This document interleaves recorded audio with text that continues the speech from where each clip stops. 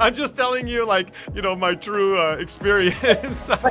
What did you just say? You said experience. Yeah, That's exactly what it's yeah. like to create a space that your patients are going to leave and then tell everyone they meet. Can you talk about budgets maybe for something like this? Like what, what would like a full remodel, be versus sort of a semi remodel, where, No waiting rooms. Who wants to wait? Nobody wants to wait, yeah. right? Oh, However, interesting. wouldn't you like to hang out in a patient lounge? Yeah.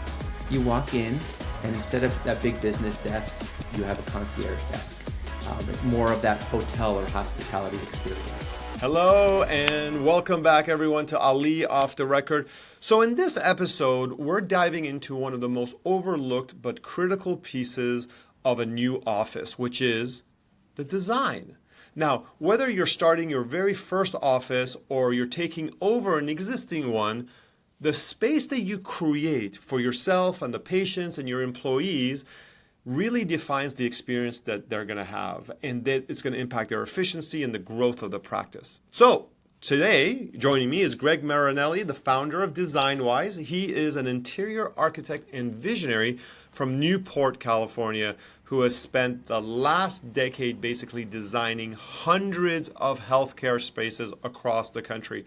And you'll hear in today's episode how passionate he is about transforming your office environment into not just an efficient and functional space, but also a calming, attractive, and brand defining experience for the patients. So today, Greg and I are going to talk about when to bring a designer into the process, what doctors should have figured out before they step into that conversation, and some of the trends that are shaping the future of office design that you may not know. And of course, things to avoid in office design as well. So stick around for the episode. We're super excited to have Greg on.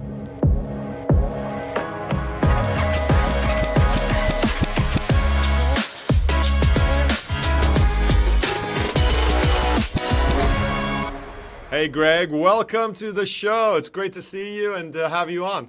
Hi, Ali. Thanks so much for having me. Yeah, absolutely. So you do something that I am, man, so jealous of because I don't have one creative bone in my body.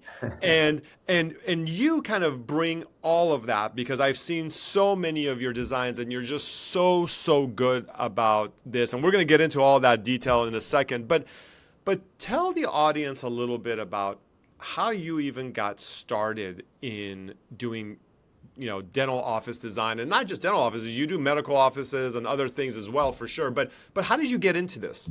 It's actually a really funny story because I was working professionally at a big architecture firm and we had some really massive projects. And I got a phone call one day for a company that was designing dental offices. My first question was, oh, I didn't realize people design dental offices. Right. Yeah. And Right. a decade later, I still hear that when I tell Yeah. people about DesignWise and that we design incredible dental spaces. Yeah. Yeah. And truth, though, I 10 years ago, I've been in, really got started in dental, but it's really the experience before that, which is why we had so much success. My experience before that was in hospitality. It was all about creating Oh, environments that relate to the human function and subconscious. For I it, love that. yeah. For example, if you ever walk into a hotel, you're immediately comforted by the lighting, what it smells like, Totally. music that's playing, and that's truly some of the tactics that we're bringing into the dental office environment. Yeah, that actually makes a lot of sense because your office designs are super warm and welcoming, and it always kind of feels like you're walking into someone's I don't want to say their family room, but like a living room, like just like a comfortable space. I think, there was only one office that I think the doctor had that we walked by, last year where it was all white and it was kind of not your typical design, but it was still beautiful and whatnot. But it was very much like I think it was like a plastic surgeon or like a med spa kind of look and feel, right? But most of yours are like so warm and welcoming. It's pretty awesome. We like to call that a residential feel, Yeah, yeah, meaning that you're in a commercial facility. You still need to pay attention to all the finishes. They need to be yeah, cleanable and durable and withstand the test of time. Yeah. and still also offer that comfort level that a lot of the patients really need in dental. It's a super high anxiety experience. And through design, we're able to naturally lower that anxiety. Yeah, yeah, absolutely. Well, part of the reason why I'm a little bit jealous, Greg, of what you do is, as lawyers, right? We sometimes, get people who come to us in not such a happy state, right? God forbid they've been sued or something negative is happening. And a lot more, we prefer helping people, buy offices or do leases and do all that kind of stuff because, they're starting their career, right? They're starting, their entrepreneurship journey.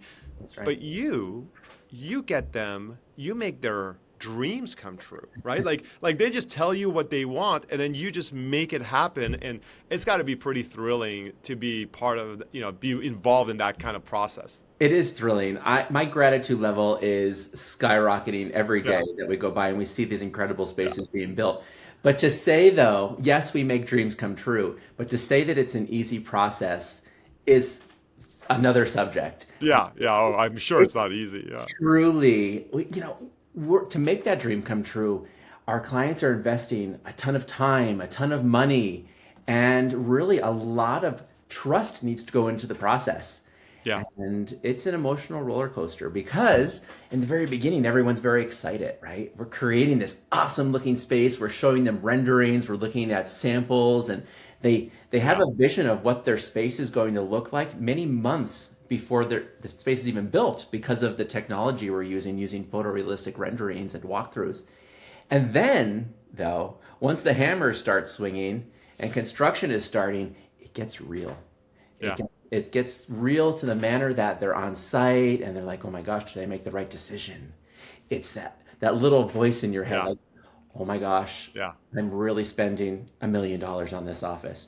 Oh Yeah. my gosh, Yeah. Yeah. did Yeah. I pick the right paint colors? Am I being guided in the right direction by everyone on my team? Yeah. And there's a lot of therapy sessions that go on in Oh, design. I'm sure. I'm sure. There's a lot of trust there too. Well, let's talk about that since you brought it up. I mean, so I think there's some doctors who are super creative, right? They know what they want. They've worked in different offices. They have a vision for it, and I guess it's your job to extract that from them in a way that allows you to kind of put it on paper, right? But but let's not talk about them because I think they have it easy. Again, I'm jealous about, because I don't have that bone in me. Let's talk about the person who kind of knows what they want, but they really don't know they don't know how to put it into words. How do you prepare them for that conversation? Like, how do you extract that information so that you can make it helpful? Well, you hit the nail on the head that an indecisive person is oftentimes very difficult to work with unless they say, I trust you completely. Because when we're sending options and samples and giving different design direction, as someone who is not creative, you might think, well, my gosh, how am I going to make this decision? This is so much pressure. I have to ask my wife. I have to ask my office manager. I'm Yes. going to go put it on the Facebook forums and get everybody's opinion. Right, right. And I joke, but it's true. Like some clients do that. And what that does is actually causes stress on the project. Yeah. I truly believe in a more intimate design process. And we ask that right up front in our kickoff call. Once the clients are on board, we have an onboarding call and we kind of go over the do's and don'ts and best practices. Everything is geared to set our clients up for success. For example, we have an 8-step design process. And on our vision call, our very first call, we walk our clients from what it looks like to have the conversation when we're just really gathering information to going through design, construction, procurement, and then opening their doors. Right there, that process is meant to lower anxiety for the patients. But what it truly does is it keeps me and my incredible team organized. Yeah. And that's really at the heart of it. Because if we're organized and we're proactive and we're guiding the clients to what the next step is, that's keeping them a little bit more on track, keeping that anxiety level down for them. Touching back, though, on asking others for opinions, though, this is one of the things that I run into a lot. Mm-hmm. And we always ask that all key decision makers are on every single call right from the start of the Oh, process. wow. Wow. Okay. And the That's a reason big why, deal. Yeah. well, I'll tell you, there's a big learning. I've been repeating this line in my head for quite a while now, and it's never failure, only feedback. And I believe that feedback is one of the biggest growth tools that we can have, Mm-hmm. whether you're a lawyer, an accountant, a designer, because then that helps us to guide our future clients, Sure.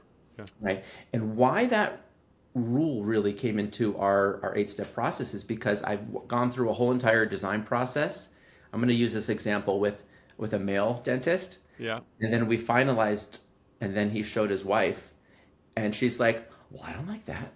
Why did you make this decision without me?" Sure. And that's just an example.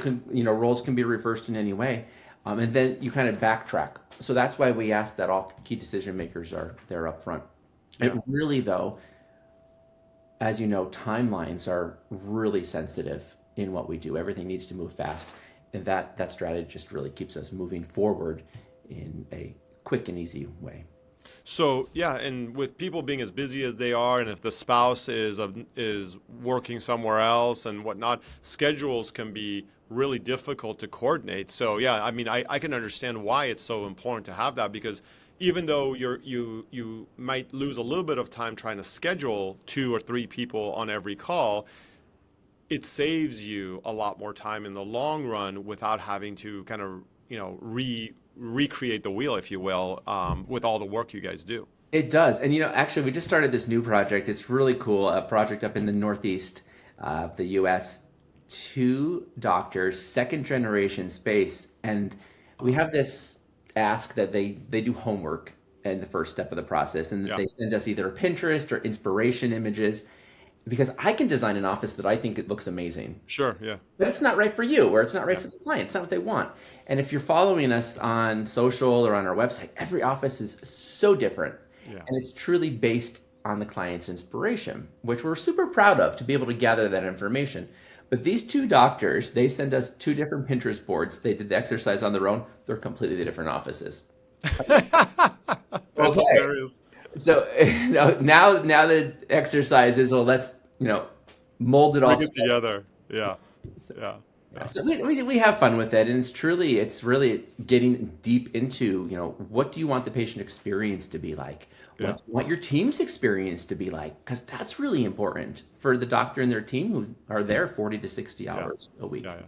Yeah, it reminds me of like when my wife and I were moving, I don't know, gosh, 12, 13 years ago to our current house, and we were talking about, this is a nice design, and this is a nice design, and it was like so different, right? Like I wanted to be like a little bit more like Spanish and looking and things of that nature, and she wanted like more traditional like farmhouse, and of course, her, pick was going to be the one I was going to win out. But I grew to love the farmhouse look, and it's been great, and we found our forever home. But if you're not, like, if you're dealing with people who are not married, and or there's no familial relationship there, you're right. I mean, that's a big part of the partnership, that they sit down and talk through these things, because if they can't talk through some of these basic design type stuff, it might be a sign of potentially other problems down the road, and so that's great that you go through that. Absolutely. And I have to say, in our new house here, I got one room that I really had say in. My partner did the whole Yeah. rest of the house. So Yeah. Well, you at least got one room. Yeah. one house, though, that was fun. Yeah, that's good. I mean, 1 is better than 0. So I got 0 in our house. I had to bring all my sports memorabilia to the office, because she's like, this house does not going to have any sports memorabilia. I'm like, but I have all these signed jerseys and all that. No. So anyways, okay, let's get back to timing. Now, we've worked on a lot of leases, as you know, and what we try to do at the firm is we try to have our clients sign the contract for the lease as close to the time when they're ready to swing hammers as possible, because usually we have free rent period that's been negotiated and all this kind of stuff, and we don't want them to waste any of that time, right? That's right. And and we get the commercial broker involved early. When when do you want to be involved? Like for a doctor who's listening, who's just starting this process, when's an ideal time for you to not just meet them, but like actually be involved in the conversations and whatnot? As soon as possible. Okay. And that will be my answer 100% of the time.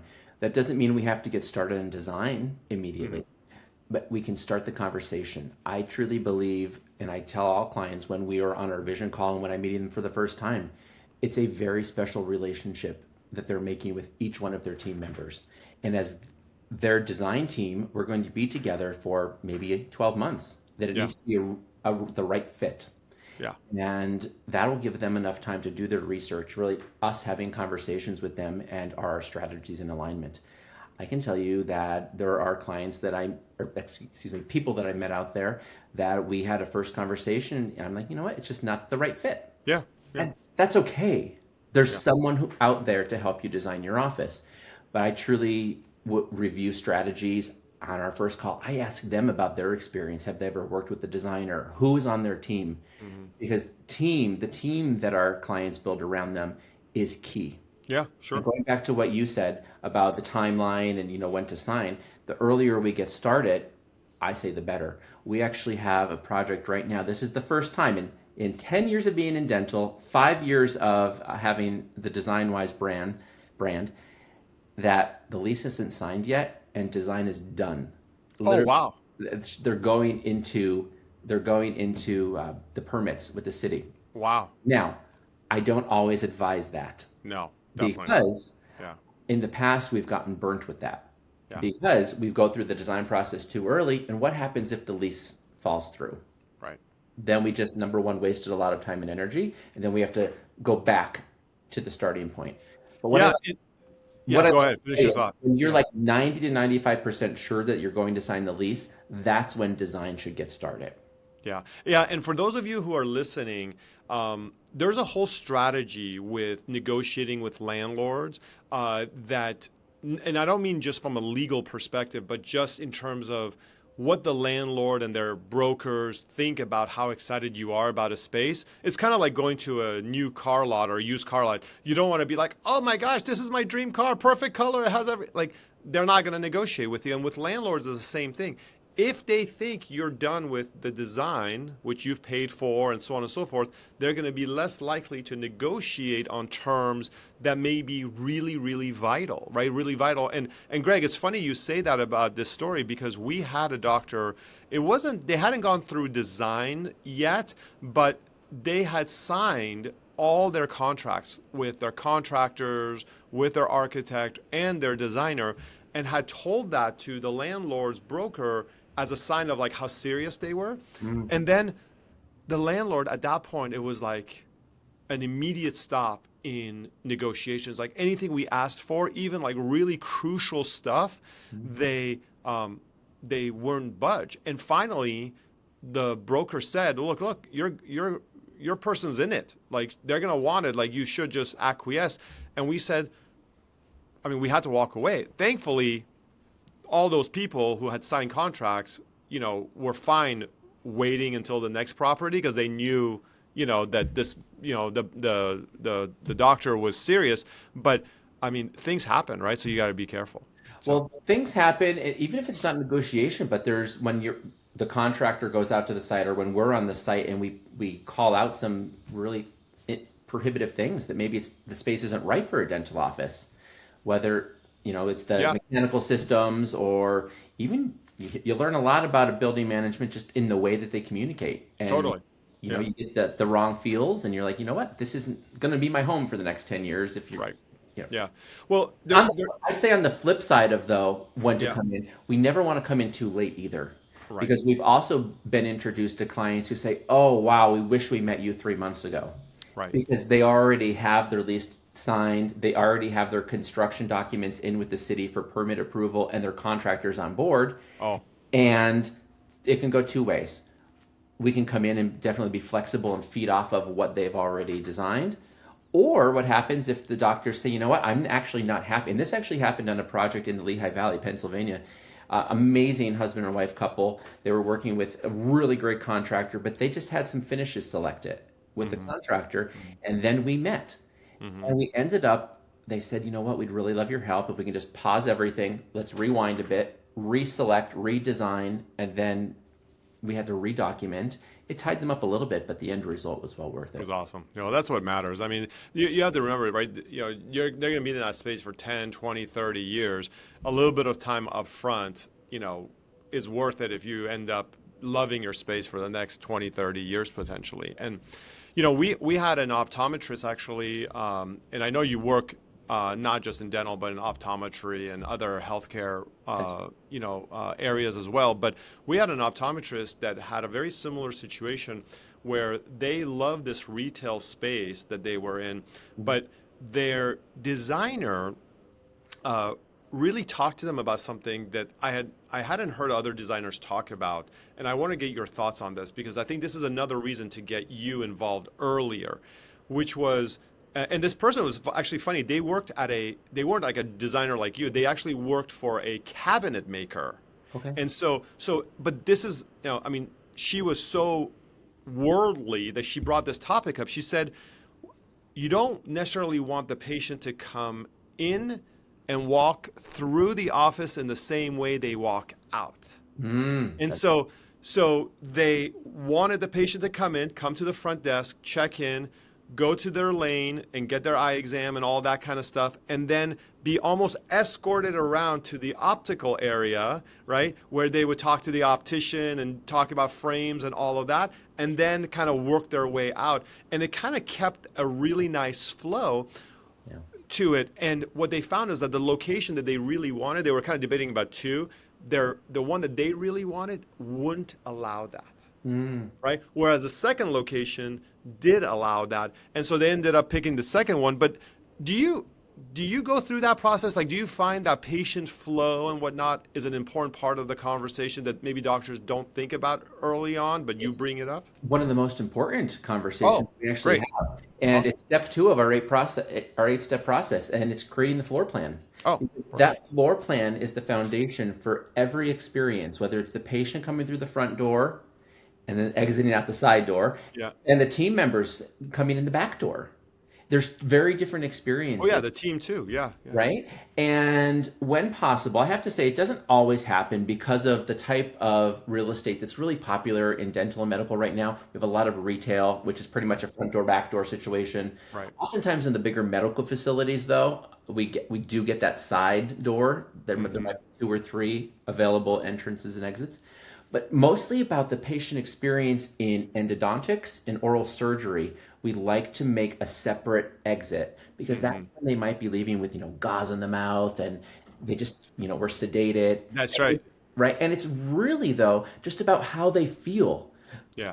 Who wants to walk through the entryway where other people are sitting there and then the door opens and they walk? It's almost like a walk of shame in a way. Totally. Yeah. Right? But if we can create that individual separate exit, Yeah. that helps them feel like they were thought about, that they Totally. didn't have to go through that entryway again. Yeah. Yeah. Yeah. Yeah. And truly, I work with a dentist who has 5-star reviews on Google, and it's all about how great the space is, how great the space looks, how they feel, and it's actually a pediatric dentist, how the kids it. love being there.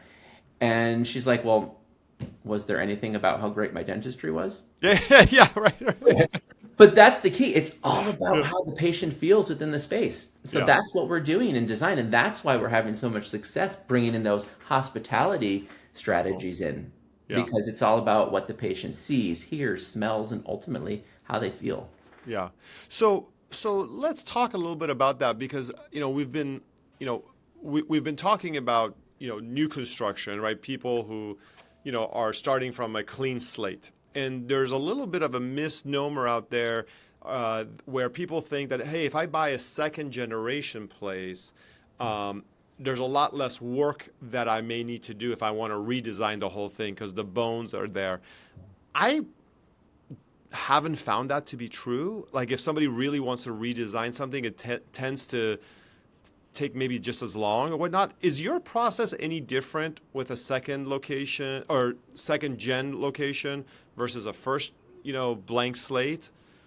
Yes, actually, there's a lot of similarities, but the part of it that is different is that experience, like we just were talking about. Yeah. Because the traditional dental office, and this is how a lot of dealers are laying out plans, a lot of old school architects are laying out plans, like a traditional dental office. Yeah. That's the difference that they're doing here at DesignWise. We're creating a different layout. It doesn't feel and look like a dental office when you walk through that front door for the patient. Even when you're walking in the clinical hallway, it looks different.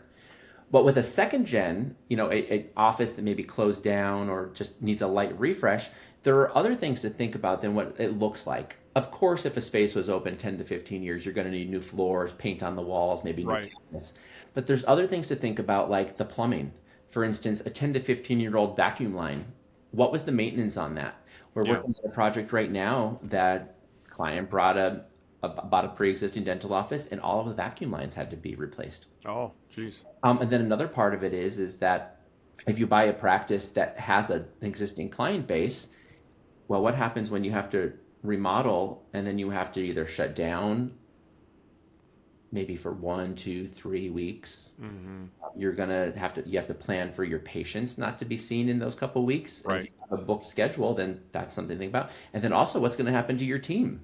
Yeah. Where are they? They're going to work remotely or probably at the beach. Yeah. Yeah. Exactly. Yeah. Yeah. Yeah. Um, Yeah. Yeah. Yeah. so Exactly. it's not just about the design aspect. I think it's the business aspect of it as Yeah. well. That's a good point. No, that's a good point. And then Um, hiring the contractor that they can get it done within that promised time. Because that's one of the biggest things. We talk about timeline a lot. Well, if you have a hard stop at the 3 week mark because your patients are coming in that fourth week, then your contractor better be on it. Yeah, yeah, yeah, yeah. And that's, and look, there's always delays. Sometimes it's their fault, sometimes it's not, right? With construction, because things get, you find out about things, things get delayed in shipment. I mean, things happen, so you always have to have a little bit of a buffer. But yeah, you're exactly right. That's right. Every single project, there's always something. Yeah, And I just started talking to clients real about it because of course, we want our clients to be excited, whether it's a startup or an acquisition or a remodel. We're always excited. yeah, But just being real with them that it's construction and design and that things are probably going to go wrong. We don't know what it is. right. We truly don't. We will bring all the success strategies and Yeah, all of the learnings from a decade of doing it. yeah, I was just talking with a contractor the other day. He's like, Greg, I've been in this business for 20 years. Always there's something that comes up. yeah, yeah. And Of course. right? But the thing is surrounding yourself with a team for our clients to surround themselves with a team that they know they can look to. They don't have to have the answer. They can look to the contractor. They can look to the designer. If it's legal, HR, they can Sure. look to you, right? Yeah. That they just need to trust that we all have their best interest at heart. Well, and this goes to my next question, which I'm so glad you brought this up because this is a sort of a word of caution to everyone who's listening. We were at ADEC a couple of weeks ago in their Oregon facility, and they had a great event for about 20 some people who were going to do new offices, and we were speaking about leases and all this kind of stuff. And this one doctor raised her hand and she said, "Hey, I want to share my experience with my first office." She was doing a second office. And she said, "In my first office," and I'm kind of paraphrasing, but basically the story was that she hired a contractor who was doing design build, which is totally normal in the industry, and they weren't healthcare specific. So they talked to them about doing a floating floor, right? And so they put a floating floor on there. And for those of you who don't know what that is, that's basically almost like Lego pieces that you put together and you, which is not a problem, but in medical offices it is. And it's not glued to the ground usually. Right. Anyhow, she says she put her equipment and then the floor started going like this. Yep. Yep. And she said, within like 3 months, they had to close the office, to your point, and basically redo the entire flooring, and we didn't get into, whose fault it, I mean, it was obvious whose fault it was, but who paid for it. We didn't get into any of that. But I guess my question to you is this. I mean, the importance of a team is super important, but are there any trends, design trends that you are seeing now that that you think are really cool, that people are just like gravitating towards that, people should keep in mind as they're kind of designing their offices? And don't say floating floors. I had that literally same exact experience. I told the client, no, no, no, do not do floating floor. She's like, it's the only color floor that I like out there. I'm like, 3 months later, ripped up. Oh, So yeah. same thing. Almost same story. Yeah, yeah, yeah, And anyhow, though, trends are yeah, one of my favorite subjects because of Pinterest and Instagram. yeah. You have such easy access to what is hot right now. And the funny part about it is that so much of it is AI generated. There's renderings Oh, and videos that look so real that you might think that they're real offices. no way. Honest to God. And Wow. I even look at them and I'm like, I'm looking for the little Oh, dude. nuances. And if you know what to look like, you know what to look for, you can Yeah. spot it. What the funny part is though, we are getting these images as inspiration. They're like, well, if that doctor did it on a startup budget, why can't we? I'm like, well, that doctor didn't do any of that on a Yeah, yeah, startup yeah, yeah, yeah. That was budget. AI. Yeah. But the trends that we are seeing, a lot of arches. Oh my gosh, arch on arch on arch, and we Yeah, love it, right? yeah. One that has come in really strong, is still hanging on, is wood slats. You have the painted wood slats I right do. behind Yeah, you there, right? yeah. Uh, Wood slats. I think they're going to be around for a little while longer. I'd It's a be happy cool if I look. never. It's a really cool look. I really like it. It Yeah, is. yeah. Although I think I designed about 75 offices now with wood slats, I'd be happy if I never saw another Yeah, wood. I bet. Yeah. And then on the other side, though, you have the brick. That right there is actually cool. Is if that was real, It is real. cool. Yeah, yeah. When we go into existing spaces, especially like older buildings, we love, and this is trending, to use the organic elements that the building has to offer. Yeah, Right? Whether it's brick or it's exposed beams yeah. Oh, or that's a cool look. really Yeah, great windows, that really speaks to the integrity of the building. yeah, As a designer, I truly believe that every space has a story to tell. yeah, And that could sound hokey, but for whatever reason, I've honed my internal design mind to like feel what the space wants. yeah. And oftentimes it's the integrity of what it has to offer. For example, exposed ceilings were all the rage for a Hmm. while with that industrial look. Right, But still, there's still offices that were doing exposed ceilings and molding it in with finished ceilings. right. It's like you have a hard lid, but you have a little bit of a peek of what the building has to Yeah, offer. which is really cool. I've seen those, especially in optometry offices. I've seen that a lot. It looks pretty cool. Yeah, Yeah, yeah, yeah. indeed. And then also, I'd say what's trending right now, this is a big topic right now, is that the waiting room is obsolete. No waiting rooms. Who wants to wait? Nobody wants to wait, Yeah, right? yeah. Oh, However, interesting. wouldn't you like to hang out in a patient lounge? Yeah, You walk in, and instead of that big business desk, you have a concierge desk. It's more of that hotel or hospitality experience. And the business should not be seen from the patients. The business center should be in the back or around the corner, somewhere out of sight for the patients. There's I love that. I love that. I didn't even think about that, Greg. That's a cool thought process for an office. Like, you're right. Nobody really likes waiting rooms. I mean, you got to give them a place to be, but that's a really cool model. yeah, Like, pretty cool trend. it is, and I say waiting rooms. We joke oftentimes, the DMV style Yeah, waiting rooms where the chairs are just lined up. yeah, Oftentimes, if a space is prohibitive on size, we do end up doing that. sure. But even if we do that, it's with comfortable seating. Yeah, It's thinking about who the clientele base is. Is it pediatric? Is it orthodontic and you have a lot of teenagers? Or is it the older clientele? You always want to select the seating that's right for them. yeah, But I say what we're up against a lot in patient lounges is the quality of the pieces. And this is something that's trending that I cannot wait till it's done.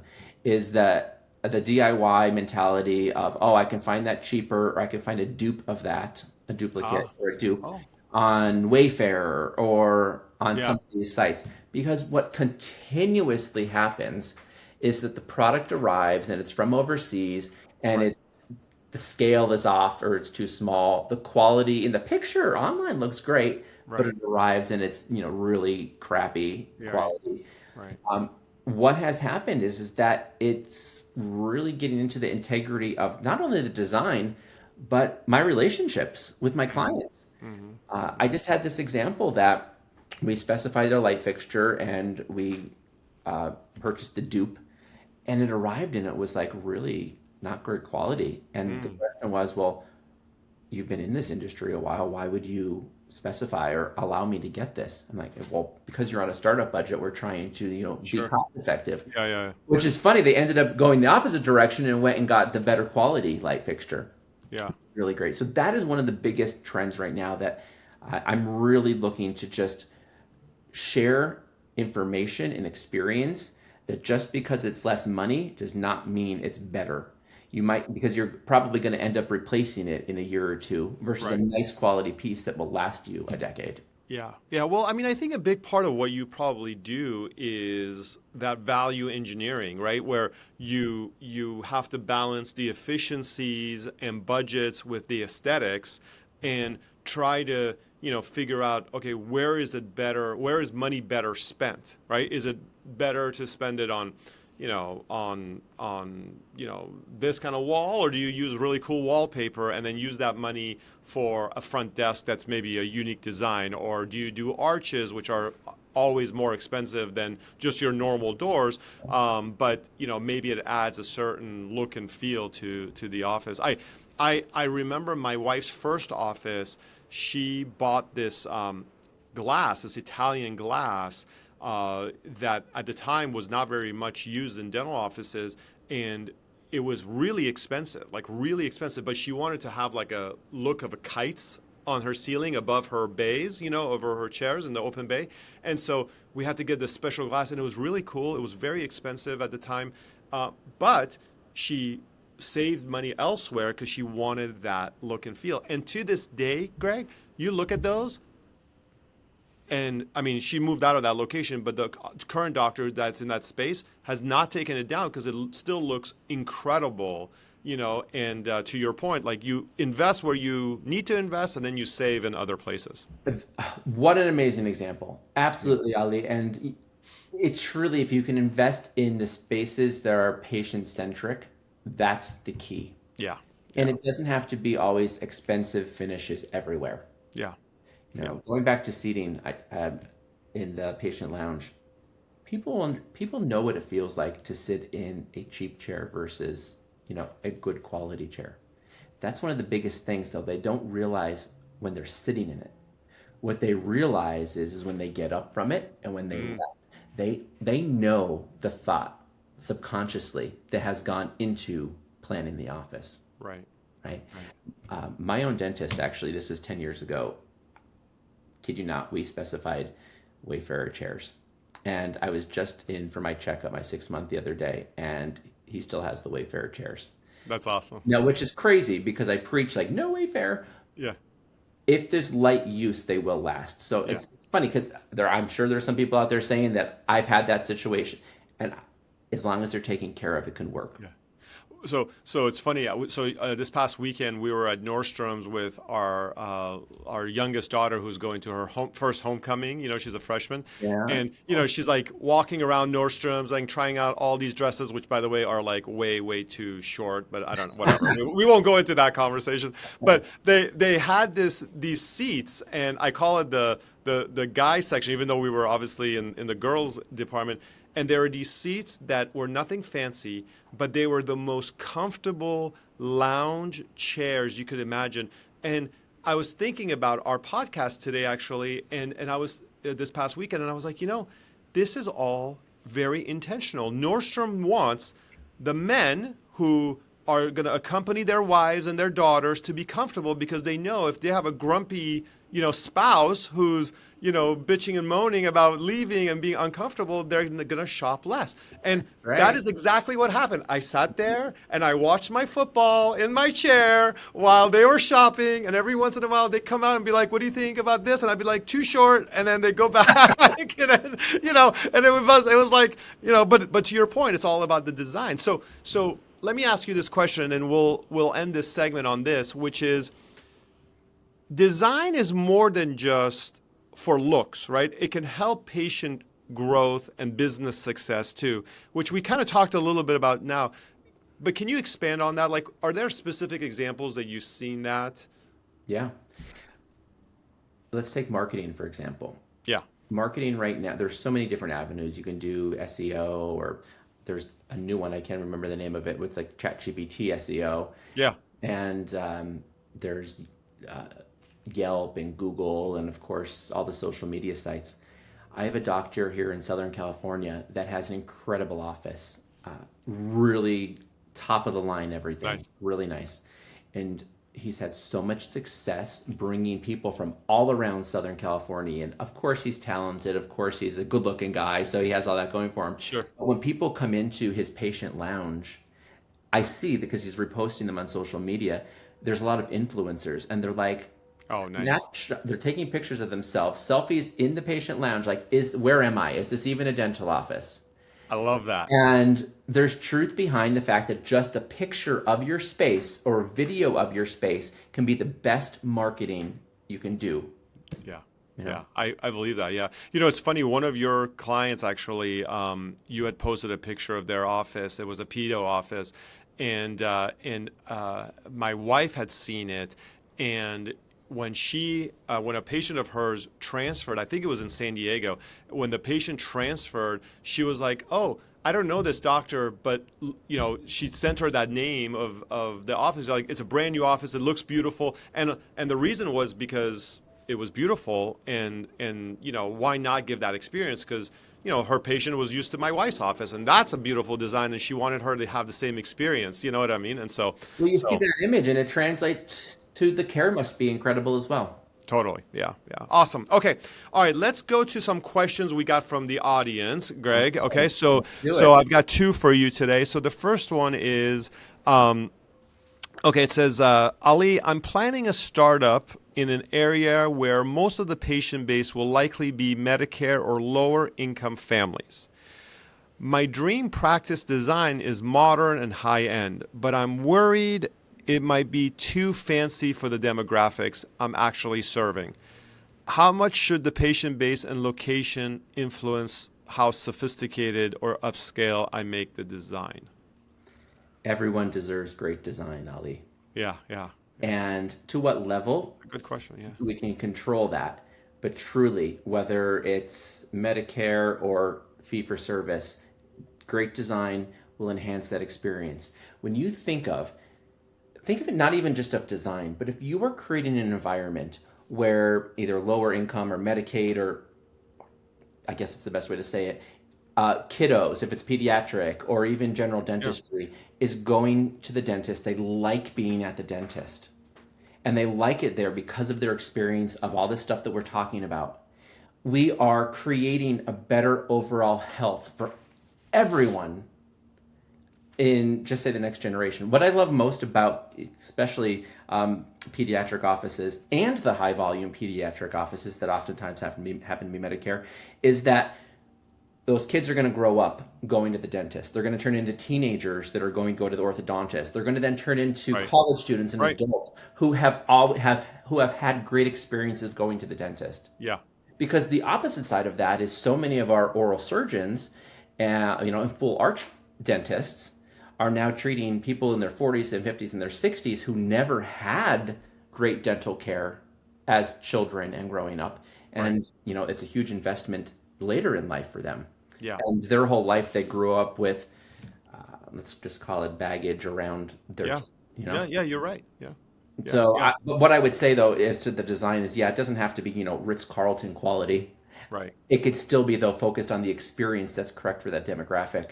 Here in Southern California, there's a spot out in the desert that is known for being a little bit less populated Hmm. and also kind of off the grid. But they're also a surgery center for kiddos, Hmm. and they have a lot of people coming from Arizona, from Sure, Vegas, and around sure. Southern California. And the clients warned me, they're like, we have people from everywhere, all walks of life, and they're not always the greatest. Like, they literally have people like carving their names into the chairs Wow. when sitting in the waiting room. And she warned me. With that said, though, it didn't mean that we had to make the space ugly, but what we needed to do was use materials that were very durable and Hmm. very cleansable for Hmm. them. and it still looked really great in the end. Yeah. Yeah, no, I mean, I think that's a great point. And like you said, I think there's different ways of doing the design. You don't need to have the Taj Mahal if the population is going to be turned off by it, but it doesn't mean that it has to be kind of, super basic either. And I think that's part of the value that you would bring to a doctor like this, which is to figure out what fits the population. How do you make the doctor's vision come true in terms of it being comfortable? Because, when you think about it, you're in your office environment more than you are sometimes at home. Yeah, that's Right? right. Because I mean, you're sleeping in your bed, but it doesn't mean you're like walking around your house, 10 hours a day like you are in the office, right? And so you got to make it comfortable. And so I think for someone like this who's asking this question, I think it's really more about, you know, giving all this information to you and letting you kind of mold that into a design that really makes sense. I think another part of it is for your team as well. They are in that office, like you said, Yeah, all yeah, those hours every day, and they might be dealing with, I'm not gonna, I guess I'll just say like problem cases that yeah, they need a moment to step away and take a breath as well. They totally, they need a team lounge. They need to go outside for a walk. They need that environment to just decompress between patients. totally, yeah, absolutely. Part of the design as well. Yeah, 100%. Yeah. Okay. So next question is, Ali, I bought an older practice that hasn't been updated in decades, which is very normal. The flow feels clunky. Patients have commented on the space, and I know it's holding the business back. I also know a better space would look and feel more professional, but I'm struggling with whether that would actually translate into more revenue. How do doctors usually evaluate whether the redesign is worth the investment? And so, because we touched on this a little bit earlier, Greg, maybe can you talk about budgets maybe for something like this? Like what would like a full remodel, be versus sort of a semi remodel, where, it's not as much because, this is really, I think, a common problem for doctors because when they're buying an office, they don't want to change everything overnight because it'll turn off the patients, but they do want it to start becoming more flowy and more them, right? So maybe touch on that a little bit. Absolutely. We work with a lot of remodels, and one of the biggest things is the first question is well, what do you have to invest at this time? Because a full scope remodel might be just as much as starting from scratch, Right. depending on the scope of work. Yeah. So what I will ask the clients, what are your biggest pain points? What I heard this question was the flow and the function of things. So if we were to move a couple walls, would it make the flow and function the right way? So my first step would be is I would want to look at the floor plan and I would want to look at the widths of the hallways. Like what is the bottleneck? What is the tie up and see how we can start right there. Because if just moving a wall or two and opening up a space it to be wider or a secondary exit like we were talking about earlier would help the case, cool. That might be an easy fix. Uh, everything. The truth is everything's expensive now.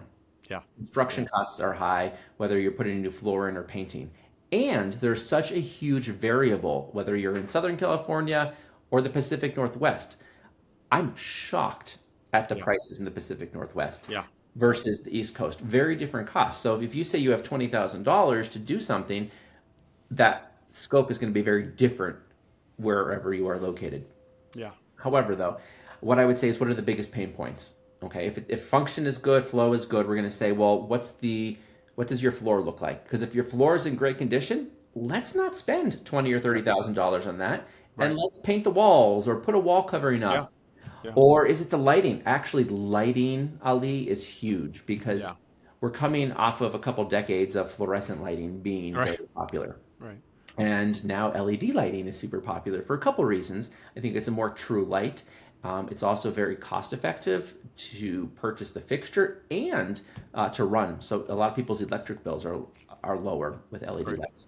But that truly does brighten up a space. One of the biggest things when I go into an older practice, you'll see that like they have the big grid ceiling and those Yeah. lights that are old, and every light bulb is a different color, Right. Right. and Right. because Yeah. they've changed over the years. So just changing out the lighting might be an issue. So I guess what I'm saying is there's so many different things on a per case basis that can be. So have that person call me and we'll talk. Yeah, absolutely. Yeah, yeah. No, I think that's a good point. I mean, I think there's so many variations to that, to helping someone in that scenario kind of get past what the current office looks like and whether it'll impact the business or not. I mean, it's a multifaceted, but the budget is a very big part of it because they've usually spent hundreds of thousands of dollars buying it. Now it's a matter of like figuring out like how do I invest and when do I invest, right? And how I do it. So to your point. So And getting the right team to do it, because the design is one thing, the materials are another. Having a contractor that's going to come in at a yeah, fair price to do it in yeah, a timely manner, if you're still operating, is important.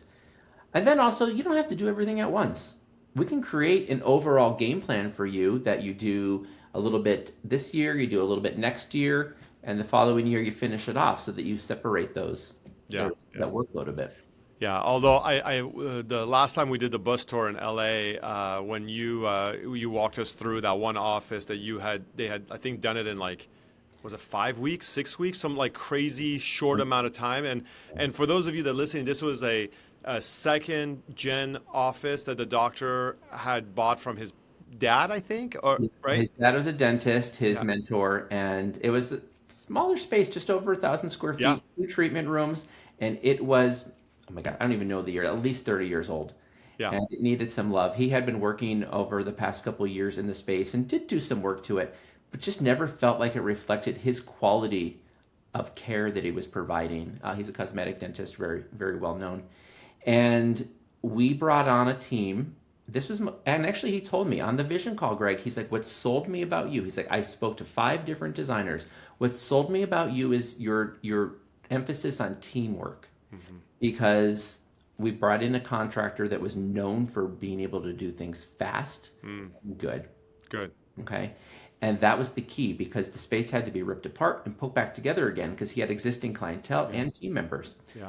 Actually, I just was following him on Instagram today, and he'll randomly send me pictures between patients. He'll just be sitting there. He's just a snapshot. He's like, "Did I tell you how grateful I am for Yeah, your?" yeah, that's awesome. That's Just he's the most grateful person, and he now yeah. has a space that his patients walk into, and it reflects his level of care. Oh, and it didn't look like 1,000 feet. I remember when we walked through it with all the doctors, you guys were talking about that, and it looks so much bigger and it's so airy and just very beautiful. So We okay, opened it up. Yeah, that's yeah. right. All right. So last section is this is where we turn up the heat. Okay. You get a spicy question.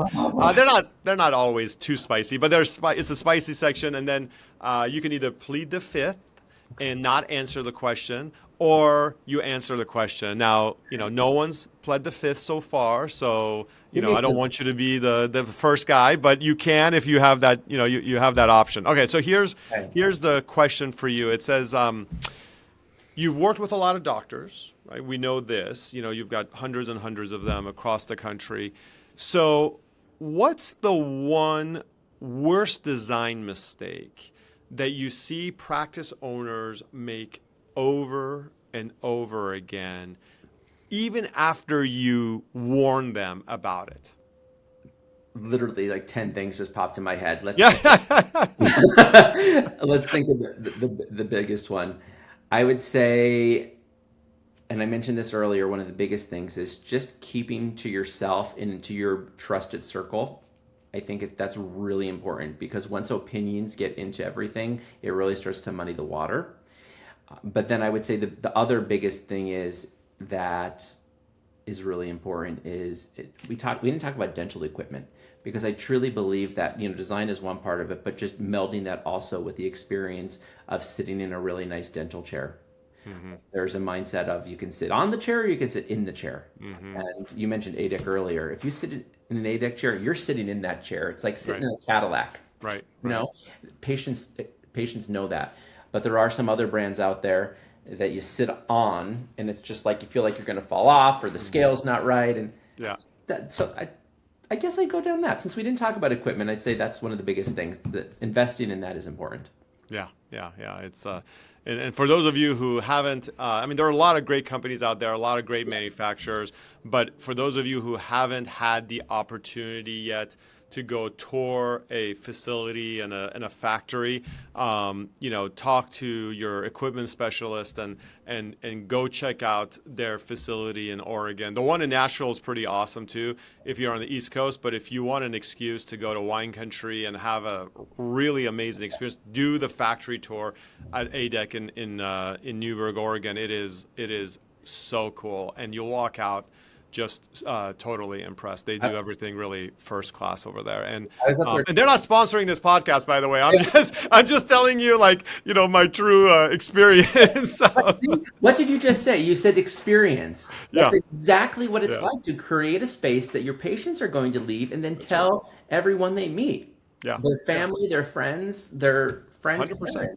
Yeah, that's a great point. Yeah, that's a great point. So, anyways, Greg, thank you so much for being on. This has been so much fun, and thanks for all the practical takeaways for doctors. I think, when they're investing in their office, as it's usually the second biggest investment they'll ever make. Their house being the first, and then the office, of course, being the second. And so, it's stressful, and like building a house from the ground up, building an office takes a whole team. It takes a village of, the family's got to be supportive, but you got to have really good partners from, finding the space to negotiating the lease to design to construction.